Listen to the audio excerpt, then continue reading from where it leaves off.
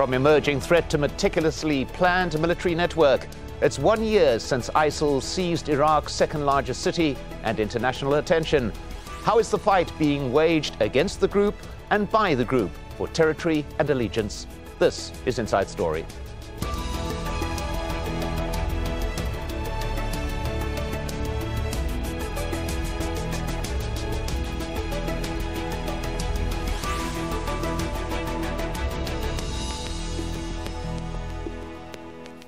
Hello and welcome to the program. I'm Mike Hanna. It's a year since the group known as ISIL staked its black flag over Mosul, Iraq's second city, and home to close to 2 million people. The group is now estimated to control an area larger than the size of the UK in a self-declared caliphate, straddling both Iraq and Syria. And while ISIL's goals appear clear, the fight against them has become even more complex and drawn out, being waged on vastly different battlegrounds in Syria, Iraq and beyond. ISIL's expansion has been swift, dramatic and violent. Fighters overran the Syrian city of Raqqa in March 2013, establishing it as the group's headquarters. As we said, Mosul then became ISIL's second de facto capital on June the 10th last year. And by the end of the month, the group formally declared the creation of a cross-border caliphate. A US-led aerial bombing campaign began in Iraq in August 2014, extending to Syria in September. ISIL responded by releasing the first video showing the beheading of a Western hostage, US journalist James Foley. Bringing us up to date, the city of Ramadi in central Iraq fell to ISIL last month, followed by Palmyra in Syria, home to priceless archaeological artifacts. Well, to discuss all of this, I'm joined by our guests. Here in the studio is Andreas Krieg, an Assistant Professor of Defence Studies at King's College London. In Washington, D.C., we have Andrew Tabler, a Senior Fellow at the Washington Institute for Near East Policy. And completing our panel in Oslo is Aymenn al-Tamimi, a Fellow at the Middle East Forum and a specialist on armed groups in the Levant region. Welcome to you all. Let's begin with Andreas Krieg. Looking at an organization that uses terror as a tactic, but can that alone account for the amount of control that ISIS exercises? Absolutely not.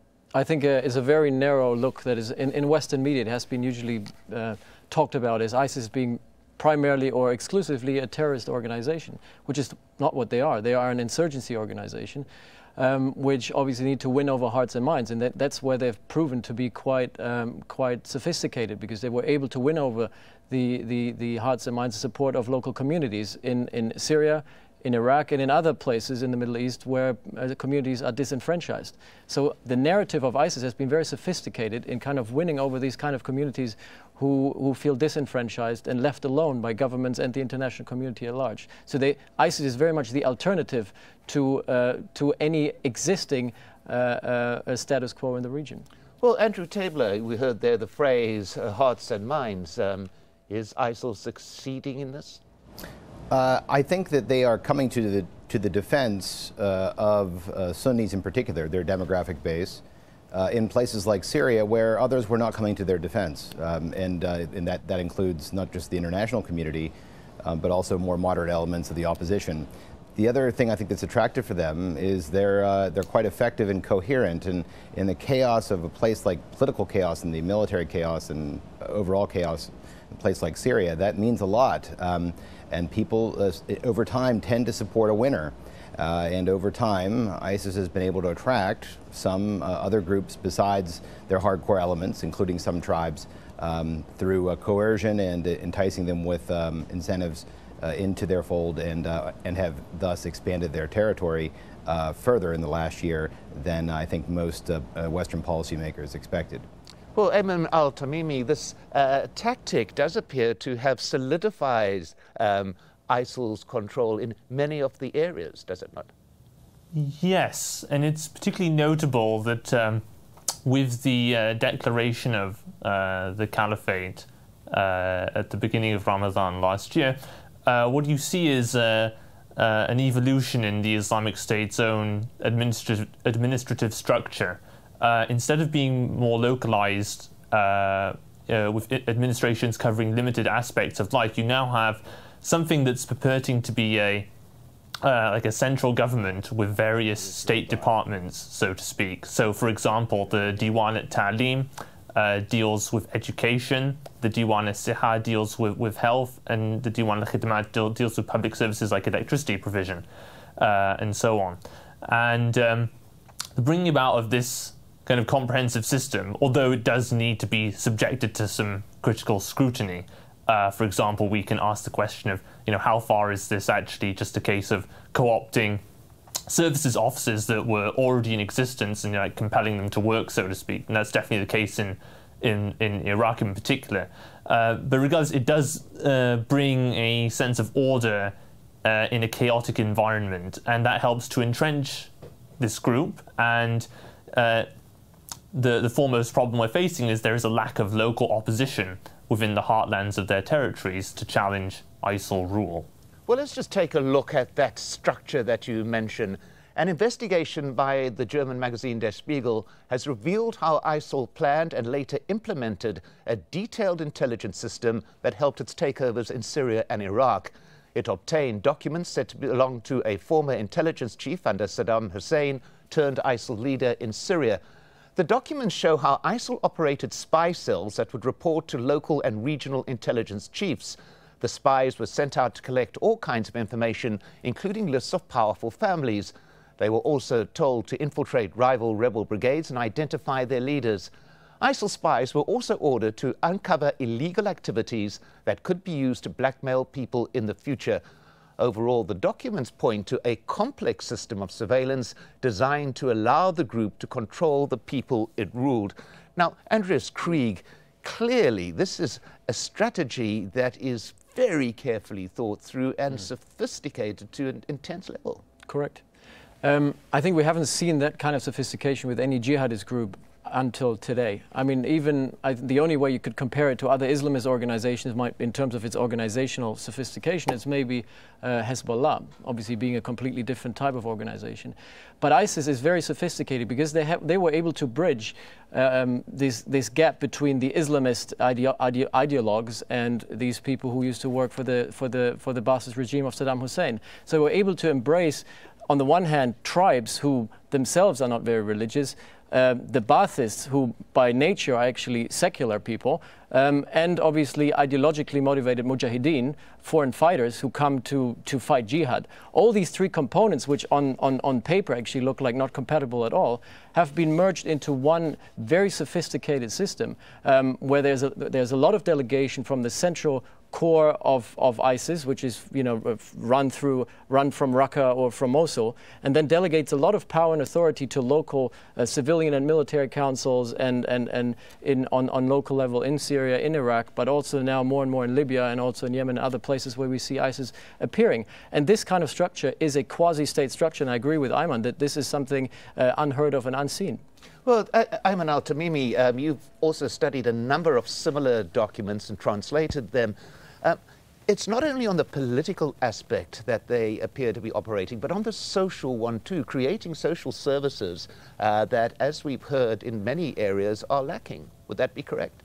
Yes, that is correct. To comment specifically on those documents that Der Spiegel uncovered, that was definitely a key aspect of the expansion in Syria in 2013. In a way, the strategy was obsolete because it was predicated on the assumption there wouldn't be like a coordinated rebel movement to strike back at ISIL. But subversion was a very key part of the strategy of expansion. For example, whenever ISIL would go into a new area, they would set up a dawah office to ostensibly engage in religious outreach, and there was some of that, but then also, of course, as you mentioned, this intelligence gathering. So actually, in terms of ISIL propaganda in 2013 about advertising itself in Syria, the dawah aspect was a very heavy focus. And then into 2014 and to the present day, the expansion of services, so to speak, becomes much greater part of the propaganda, and of course it does translate to reality on the ground as well. Well, Andrew Tabler, given all this information, has the battle against ISIL been undercut by the organization being perhaps reduced in terms of exactly how sophisticated and how carefully planned its operations are? I think that it's been underestimated in terms of its capacities and the degree to which it's able to organize and to marshal the energies of the people in the areas in which they exist. But I think that there are larger reasons for its expansion. I think one of the major aspects of this is the regional context in which this is happening. We have a long, drawn-out war in Syria, different with the regime there being backed by Iran. And while many people in the region see ISIS as a threat, there are many others who see it as a bulwark against Iranian forces who, as some of the other guests said, organize in similar ways to ISIS, like Hezbollah and so on. So there are a lot of things that are fueling this fire. What we do know is that what's been done so far has not put it out, and in fact, it might have made it worse, particularly in areas of Syria. Well, Andreas Krieg, what is wrong with the tactics that have been employed to this date, particularly by the US, for example? Right. I don't want to resort to some US bashing here and saying that it's all the Americans' fault. I think we all collectively as the international community, local actors, states and non-state actors as well as the West as well, we have to blame ourselves for not having done enough in Syria, for not having actually, it's not about the tactics, it's much more about developing a coherent strategy, and that's, I think, where we have failed. And until today, we don't have a strategy of how to fight ISIS. We have something that we call a strategy, which is purely based on military containment of a threat, which is not a military threat, but much more, as we said before, a socio-political threat or a socio-political problem. The root cause of ISIS is a socio-political problem of communities being disenfranchised and disempowered. And the only way that we will be able to solve the problem is by basically empowering and enfranchising these kind of communities, particularly in Syria, particularly in Iraq. And on the problem here is that the Americans so far have relied on a proxy in Iraq, which is part of the problem, which is the Baghdad regime and its militias and the security sector, and have failed to actually take the Sunnis on board sufficiently. I mean, I think there is a move now by the Americans to try to empower these Sunni communities, but again, until now, it's more about rhetoric. They haven't delivered on that rhetoric.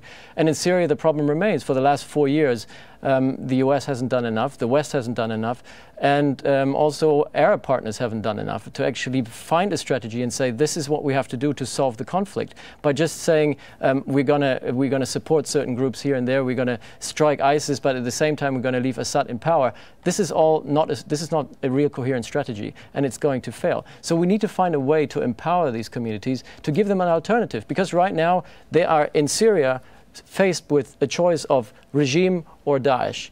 So many people are saying, I'm going with Daesh. In Iraq, it's the same story. Am I going with the regime, which they see as being a proxy of Iran, or am I going with ISIS? So the choice right now is, for many Sunnis, relatively easy, and saying, if someone can provide me with order, security, some sort of stability in times of chaos, I'll go with ISIS. Well, Aymenn al-Tamimi, the assertion there that ISIL actually seeks out fault lines and exploits the fault lines within the society, and that the tactics are failing because the fault lines themselves within these societies are not being addressed. What's your opinion of that view? No, that's definitely true, and it's notable that in the expansion of ISIL abroad, they try to exploit the same fault lines, like the suicide bombings in Saudi Arabia, targeting the Shia. That was very much in keeping with the original strategy that ISIL leader Abu Bakr al-Baghdadi called for, which was to go for the Shia first because they know how to exploit that ever-growing fault line.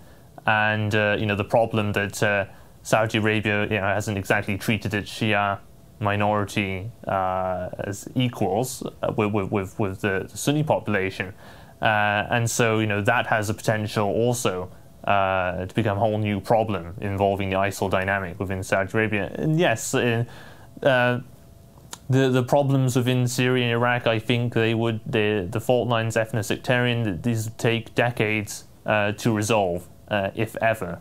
My own view, I'm pretty pessimistic myself, though. I think this is a problem that's going to go on indefinitely with regards to ISIL, not really over the scale of a few years, as is being hoped with the current strategy of airstrikes and supporting limited groups.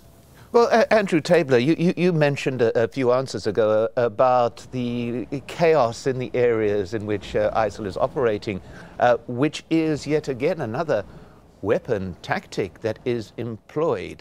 ISIL thrives on chaotic situations and particularly turning them around and bringing them under control. Is that an accurate analysis?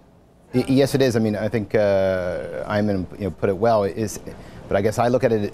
We have state failure in Syria and in Iraq, and you're unable to deal with and incorporate, particularly the Sunni populations in these countries, and that is a major problem because 5 years into the war, despite a lot of help from Iran, despite a lot of help from Hezbollah and getting all the breaks at the Security Council, and including from, at least concerning chemical weapons, from the White House, despite all of this, the regime has been unable to retake and hold all of its territory. It's been unable to shoot its majority Sunni population into submission, and that that's a trend that's just going to get worse. ISIS takes advantage of that, and they become the saviors, in a way, of the Sunni population. And with that, the longer that goes on, the more bloody and sectarian it gets, and the more solidified their grip is on these large swaths of Syria and Iraq. The other issue is there a way for it to leapfrog into other areas, either border countries of Syria and Iraq, or in some of these other areas like Libya and the Sinai and so on. You can see that they are able to politically and militarily organize themselves to take over existing groups and to spread their influence. And this has tremendous appeal among similar groups throughout the region who have a beef or an axe to grind with the West and with some of the regimes here in the region. Andreas Krieg, some contend that ISIL's major enemies are groups that, on the face of it, are strongly similar. However, the difference being that a number of these groups are fighting for nation. Al-Nusra in Syria, for example, they are emerging as the opponents of ISIL. They are emerging as the antidote to ISIL, are they not? Correct, absolutely correct. And I think we need to look at Jabhat al-Nusra as a potential antidote to ISIS. We have seen an evolution of the jihadist threat in general. We have moved way beyond the global jihadist threat that we were facing 10 years ago.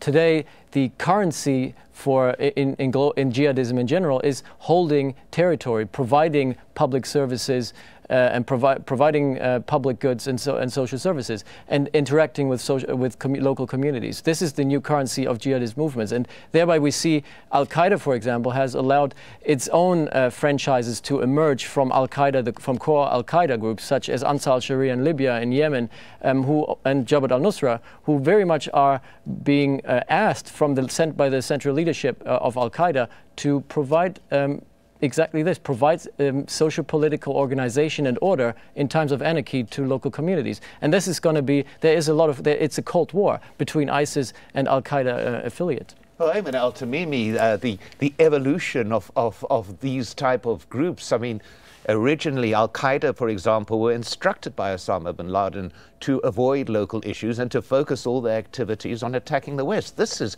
changing, is it not?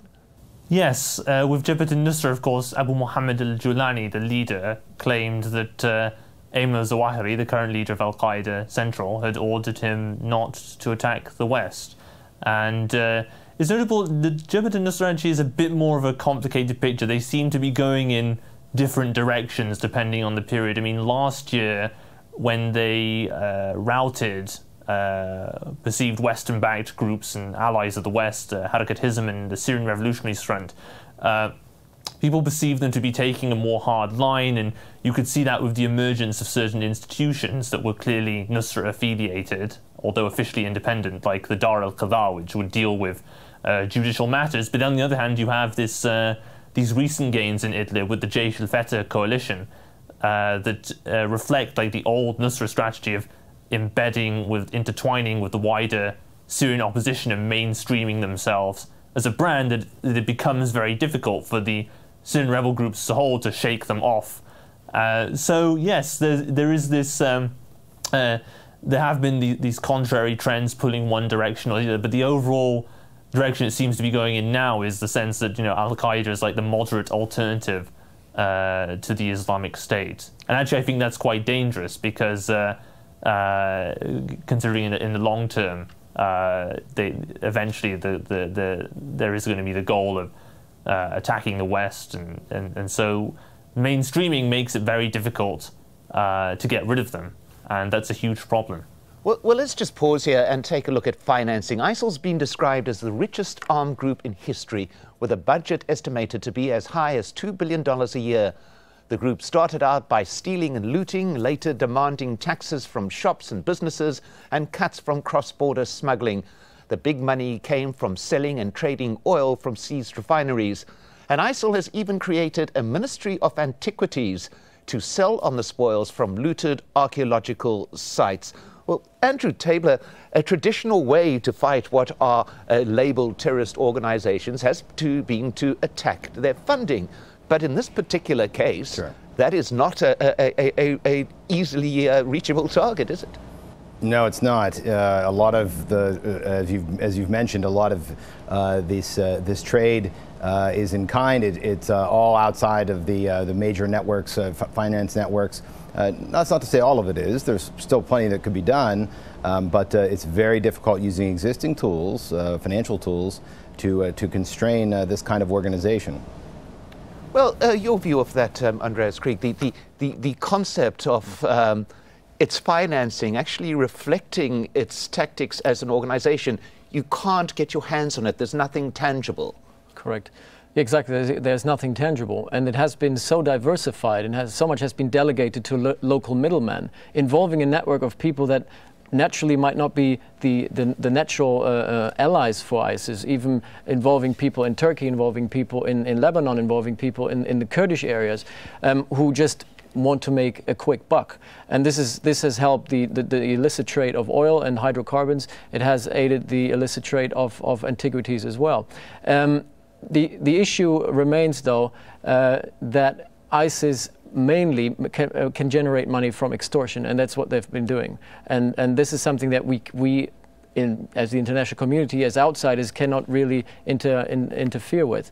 And the problem is, when it comes to financing, the amount of money that comes from donors from outside, which has always been blown out of proportion, is a very small fraction of the money that ISIS can generate as a quasi-state. They are a quasi-state who have they have a GDP just by the production of oil, by the antiquities they can sell, and obviously by other extortion money that they can generate. Well, Aymenn al-Tamimi, the point being made there that groups like Al-Qaeda were funded from the outside largely. ISIL is not. There is no outside funding that you can attach or attack. Is this once again part of the evolution of how these groups operate? Yes, it is definitely part of the evolution from external reliance to self-reliance. In contrast, actually, some other jihadist groups in Syria didn't fare so well because they were very dependent on, say, funding from private Gulf donors, and then when measures were taken to crack down on that, they really had no choice but to dissolve themselves. And so, for example, one in Latakia, the Sukur al-Iz, ended up joining Jabhat al-Nusra because they had funding problems in the end, and they were reliant on private donors. Whereas ISIL, in contrast, because of this state presentation, they can really co-opt many local means of making revenue. So, for example, they can put phone subscriptions under their landline phone subscriptions under their Diwan al-Khidmat. They can take revenues from school registration fees as part of their Diwan al-Ta'lim, the education department. And now, actually, in contrast, say Jabhat al-Nusra doesn't quite have that state presentation. There's much better evidence that even in places where Jabhat al-Nusra is quite strong and seems to control towns as strongholds in parts of Idlib, for example, there are still local civilian councils that more or less operate independently of them, whereas ISIL puts a big emphasis on co-opting that under their own labels and state departments, and as a result, there are so many different avenues for making money.